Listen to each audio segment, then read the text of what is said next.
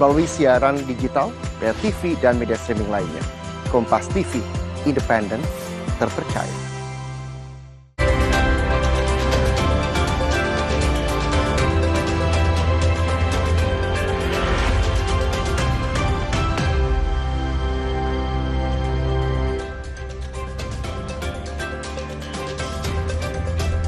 Selamat pagi saudara, saatnya kami temani awal hari Anda selama 30 menit ke depan dengan berbagai informasi menarik dari berbagai daerah di tanah air. Inilah Jurnal Nusantara bersama saya Rahma Pilian, hanya di Kompas TV independen terpercaya.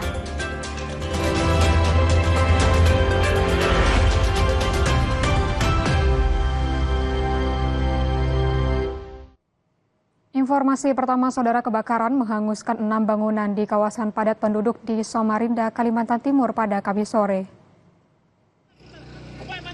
6 bangunan yang terdiri dari 5 rumah dan sebuah gudang hangus terbakar. Salah satu penghuni rumah bilang, api pertama kali terlihat dari sebuah rumah kontrakan yang berada di belakang tempat tinggalnya. Angin kencang dan sempitnya akses masuk membuat petugas damkar kesulitan dalam proses pemadaman. Api dapat dipadamkan dengan 3 unit mobil pemadam kebakaran dan bantuan warga. Tidak ada laporan korban jiwa akibat peristiwa ini, namun penyebab kebakaran masih dalam penyelidikan.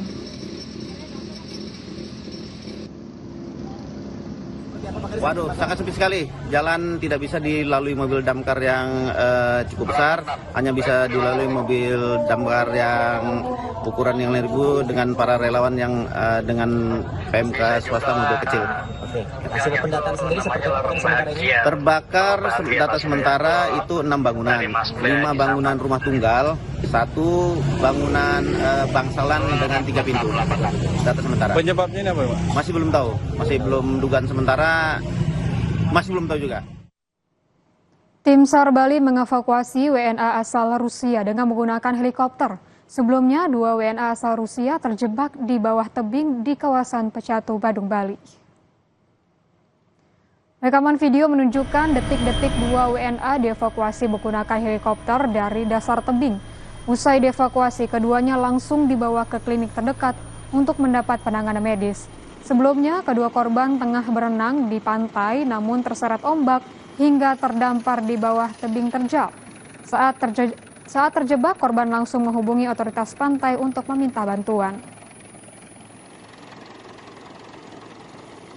Bahwa warga negara asing ini yang kita tahu sekarang adalah warga negara Rusia, keduanya ini meminta dan permintaan melaksanakan evakuasi menggunakan alut udara, dan anggota kita dari kantor SAR Denpasar Basarnas Bali langsung outboard personil kita di helikopter SGI Air Bali ini 1 orang, dan sudah ada di lokasi juga ada teman-teman atau personil yang ada di lokasi tersebut juga. Saudara, di Lombok Tengah, seorang anak berusia 2 tahun menggegerkan warga karena ditemukan sedang merangkak di atas atap rumah. Anak laki-laki berusia 2 tahun ini tiba-tiba merangkak sendiri ke atap rumah. Sontak, hal ini membuat keluarga panik karena anak ini menangis ketakutan tak bisa turun. Bocah ini akhirnya bisa dievakuasi setelah dibantu oleh pihak keluarga. Diduga bocah ini naik ke atap karena lepas dari penguasaan orang tua. Dan kami langsung memberikan edukasi kepada ibunya untuk lebih berhati-hati dan menjaga anaknya. Karena usia segitu anak lagi aktif-aktifnya. Karena kita tidak tahu keaktifan anak kita itu seperti apa. Supaya tidak terjadi hal-hal yang tidak diinginkan. Sorotan lainnya, saudara, harga minyak goreng kemasan minyak kita di pasar tradisional Kota Banjarmasin, Kalimantan Selatan terus mengalami kenaikan hingga menyentuh Rp20.000 per liter. Kondisi ini membuat sejumlah pelaku usaha terpaksa beralih ke minyak goreng curah demi menekan biaya produksi. Lonjakan harga minyak goreng subsidi minyak kita kini kian mencekik para pelaku UMKM di Banjarmasin. Harga minyak kita yang semula sesuai harga eceran tertinggi sebesar Rp15.700 per liter, kini melambung tinggi hingga Rp20.000 per liter. Dampaknya pedagang gorengan seperti Hayat yang dalam sehari menghabiskan sedikitnya 18 liter minyak goreng terpaksa beralih menggunakan minyak goreng curah. Kendati harga minyak goreng curah juga naik dari Rp16.000 ke Rp18.000, ini dinilai masih lebih hemat dibanding minyak kemasan. Memang pakai minyak kita lama-kelamaan mengalami kenaikan dan beralih ke minyak curah. Dan situ minyak curah juga mengalami kenaikan dari harga 16.000 sekarang menjadi 18,5. Dan minyak kita sekarang di pasaran berkisar harga 19,5 sampai 20.000 dalam 1 liternya. Tingginya permintaan minyak goreng curah juga dirasakan para pedagang di pasar Harum Manis. Dalam sepekan terakhir, stok minyak goreng curah ludes hingga 15 drum karena banyaknya konsumen yang pindah dari minyak kita ke minyak curah. Ada peningkatan dalam 1 minggu ini sekitar 15 drum 20 drum 1 minggu ini lah. Kalau biasanya Bang berapa? Biasanya belum tentu. Sehari ini ada yang kada keluar. Kenaikan harga minyak kita disebut terkait naiknya harga bahan baku plastik kemasan dari Rp18.000 menjadi Rp20.000. Ini memang ada kenaikan nih, dampak plastik naik. Berapa harganya? Dari 18 ke 20.000. Para pelaku usaha kecil berharap pemerintah segera menstabilkan harga agar mereka tidak terus merugi akibat tingginya biaya operasional. Arpawi, Kompas TV, Banjarmasin, Kalimantan Selatan. Informasi lain, Saudara, kloter 2 jemaah calon haji embarkasi Palembang berjumlah 440 jemaah diberangkatkan pada Kamis pagi. Dari 443 jemaah yang masuk asrama, hanya 440 yang diberangkatkan, sebab 3 orang diantaranya tertunda karena sakit dan hamil. Jemaah asal Lahat dan Palembang diberangkatkan ke Madinah dari Bandara Sultan Mahmud Badarudin II. Sebelum keberangkat, jemaah diimbau menjaga kondisi fisik dan segera melapor jika mengalami gangguan kesehatan.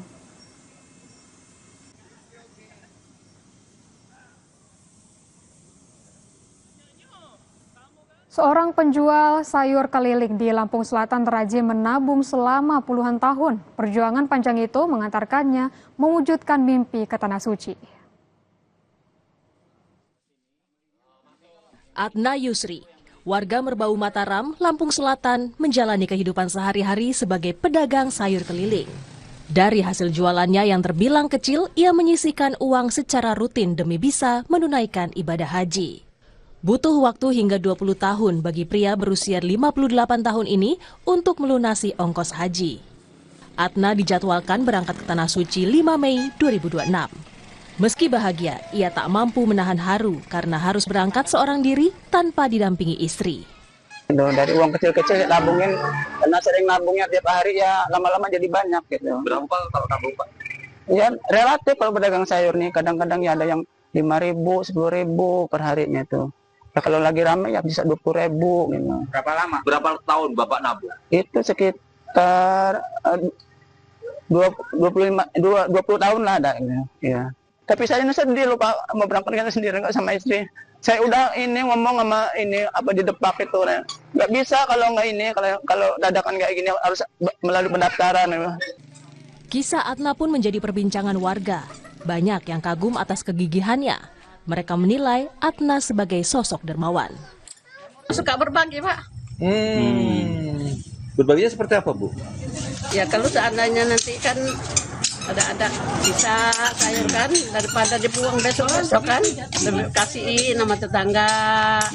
Kayak makan makanan anak-anak kan, kasih nama anak-anak gitu. Keteguhan hati Adna adalah bukti perjuangan dan doa niscaya akan menuai hasil. Kisahnya juga menjadi motivasi masyarakat untuk meraih mimpi. Teguh Khalid Syah, Kompas TV, Lampung Selatan, Lampung. Petugas penyelenggara ibadah haji embarkasi Surabaya, Jawa Timur menyiapkan 5 mobil listrik di Asrama Haji Sukolilo untuk melayani jemaah calon haji lanjut usia dan disabilitas. Simak perbincangannya bersama PLT Kepala Kanwil Kementerian Haji Umroh Jawa Timur, Muhammad Asadul Adam usai jeda.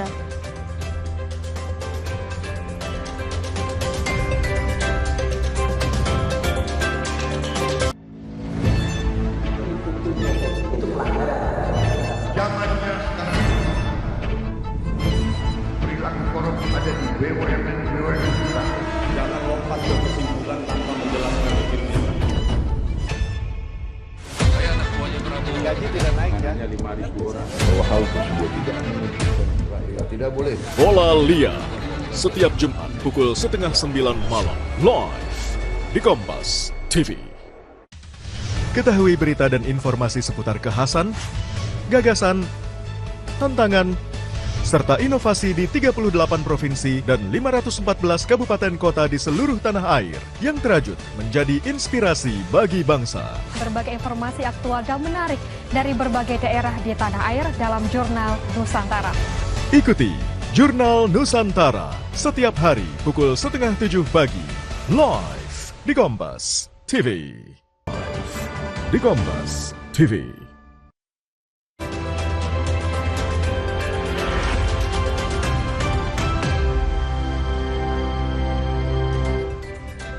Saudara, petugas penyelenggara ibadah haji Embarkasi Surabaya, Jawa Timur menyiapkan 5 mobil listrik di Asrama Haji Sukolilo untuk melayani jemaah calon haji lanjut usia dan disabilitas.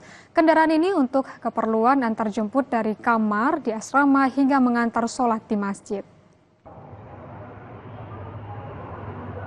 Inilah 5 mobil listrik untuk jemaah calon haji lansia dan disabilitas di Asrama Haji Embarkasi Surabaya di Sukolilo. Mobil listrik ini dimodifikasi khusus agar setiap mobil bisa mengangkut hingga 13 orang. Kendaraan ini khusus digunakan untuk mobilitas antar jemput jemaah calon haji dan keperluan mengantar sholat di masjid. Melalui layanan kelima mobil listrik ini, petugas penyelenggara ibadah haji Embarkasi Surabaya memberikan layanan lebih maksimal untuk jemaah calon haji. Dari kloter berapa, Pak? 8. Asal kabupaten? Pasuruan. Pak, gimana Pak menurut Bapak dengan adanya mobil listrik untuk mengantar jemaah yang lansia ini? Ya, ini kan untuk angkutan dari kantor ini. Membantu Pak ya? Membantu. Sudah yang para jemaah yang lansia ini. Iya. Jemaah calon haji lansia mengaku terbantu dengan layanan mobil listrik ini untuk mobilitas selama berada di dalam asrama haji. Nyoman Deni, Cilmi Ardianto Fani, Kompas TV Surabaya, Jawa Timur. Seperti apa layanan mobil listrik untuk membawa jemaah calon haji yang disediakan di Asrama Haji Surabaya? Kita ingin tahu lebih mendalam bersama Muhammad Asadul Anam, PLT Kepala Kanwil Kementerian Haji dan Umroh Jawa Timur. Selamat pagi Pak Anam, berapa unit Bapak mobil listrik yang disiagakan di Asrama Haji Surabaya ini untuk jemaah? Mobil listrik. Baik, Bapak Anam bisa mendengarkan suara saya dengan jelas? Siap. Baik Bapak, berapa jumlah mobil listrik yang disiagakan di Asrama Haji untuk melayani jamaah ini Pak? Ada 5 mobil listrik Pak. Baik, untuk mobil listrik ini nantinya akan digunakan seperti apa saja Bapak untuk melayani jamaah? Ya, terima kasih. Jadi ini digunakan untuk dari Musdalifah atau Mina ke kamar jamaah atau ke masjid. Seperti itu. Karena kita tahu bahwa area Asrama Haji Surabaya cukup luas sehingga dibutuhkan untuk disabilitas, orang lansia dan juga ibu-ibu yang mungkin membutuhkan air dengan mobil itu. Baik, untuk layanan ini siapa yang mendapatkan prioritas Bapak untuk menggunakan mobil listrik ini Pak? Prioritas kita kepada lansia, kemudian disabilitas dan juga perempuan.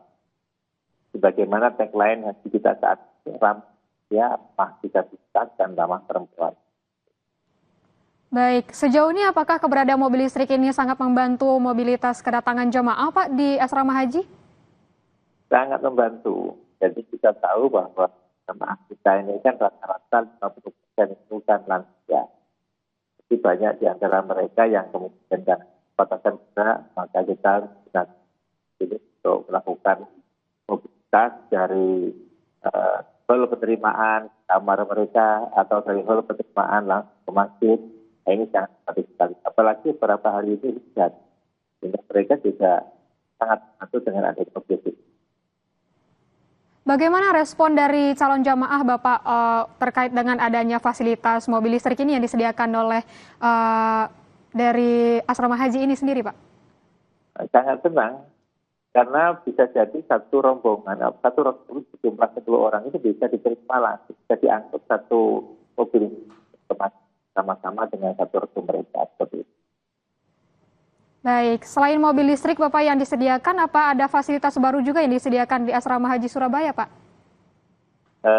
Untuk fasilitas baru, ini adalah pemberian kartu nusuk. Kartu nusuk selama ini kan diberikan di Arab Saudi. Nah, tahun ini diberikan di asrama sudah diaktifasi. Sehingga jamaah bisa menggunakan aplikasi nusuk yang bersama masing-masing. Baik, sejauh ini apa evaluasi pelaksanaan rangkaian ibadah haji di Asrama Haji Surabaya ini, Bapak?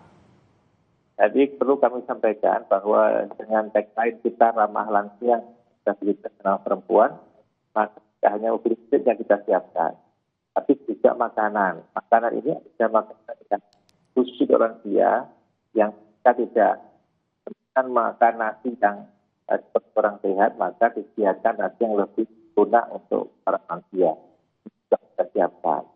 Oleh karena itu, harapan dengan ini jamaah merasa aman, jamaah lebih merasa aman, karena mereka melayani dengan sebaik-baiknya. Ya. Harapan Bapak untuk penyelenggaraan ibadah haji 2026 ini terkhususnya yang berada di Jawa Timur ini bagaimana, Pak? Harapan kami bahwa jemaah bisa mengikuti seluruh proses ibadah ini dan mengikuti arahan dari para petugas, baik petugas embarkasi, petugas di kloter maupun petugas di Arab Saudi. Karena arahan-arahan akan memudahkan pergerakan, jamaah nanti akan lebih terlindungi karena itu. Baik, terima kasih Bapak Muhammad Asadul Anam, PLT Kepala Kanwil Kementerian Haji dan Umroh Jawa Timur yang sudah bergabung bersama kami di Kompas TV. Selamat pagi Bapak. Selamat pagi. Saudara, usai jeda kami akan kembali dengan informasi dalam upaya menekan volume sampah. Dinas Lingkungan Hidup Kota Banjarbaru, Kalimantan Selatan mengintensifkan sosialisasi pemilihan sampah dari tingkat rumah tangga. Tetaplah bersama kami.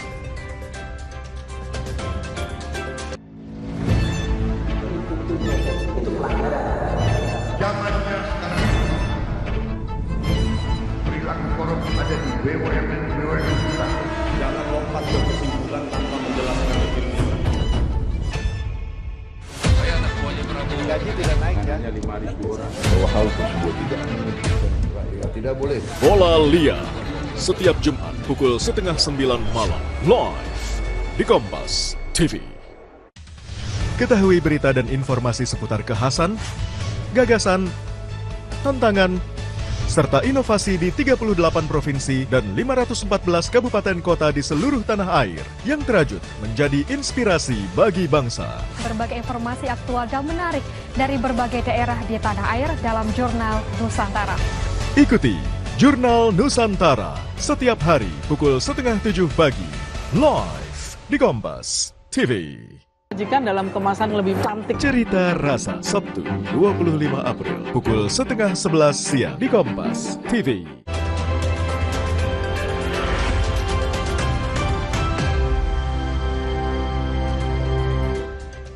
Saudara, Dinas Lingkungan Hidup Kota Banjarbaru, Kalimantan Selatan mengintensifkan sosialisasi pemilahan sampah dari tingkat rumah tangga. Langkah ini ditargetkan mampu menekan volume sampah di tempat pemrosesan akhir hingga 40%.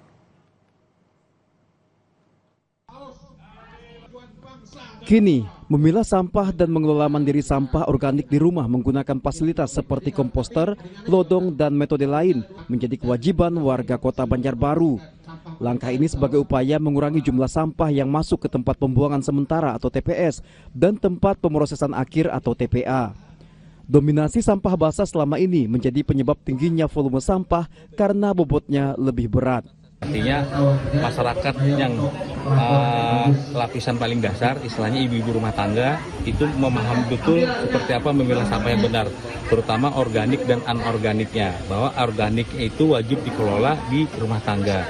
Jadi dengan kita memberikan fasilitas seperti komposter, habis itu lodong dan lain-lain, jadi warga sudah banyak pilihan memilah sampah dari rumah. Dengan pengelolaan organik di sumber, beban TPS diharapkan hanya tersisa sampah anorganik dan residu. Sementara untuk sampah anorganik, masyarakat didorong memanfaatkan bank sampah seperti bank sampah di RW 04 Kelurahan Mentaos yang sudah beroperasi selama 1 tahun dan mampu mengumpulkan hingga 400 kg sampah per pekan.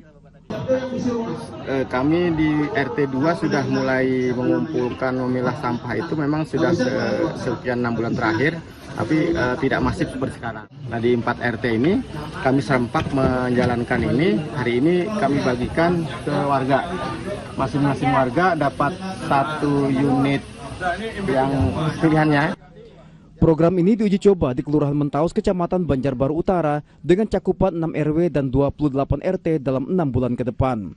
Jika berhasil, pola pengelolaan sampah berbasis rumah tangga ini akan diterapkan secara luas di seluruh kota Banjarbaru. Nabila Ceva, Kompas TV, Banjarbaru, Kalimantan Selatan. Saudara, seorang remaja asal Ogan Komering Ulu Timur yang baru menginjak 18 tahun tercatat sebagai calon jemaah haji termuda pada kloter pertama Sumatera Selatan.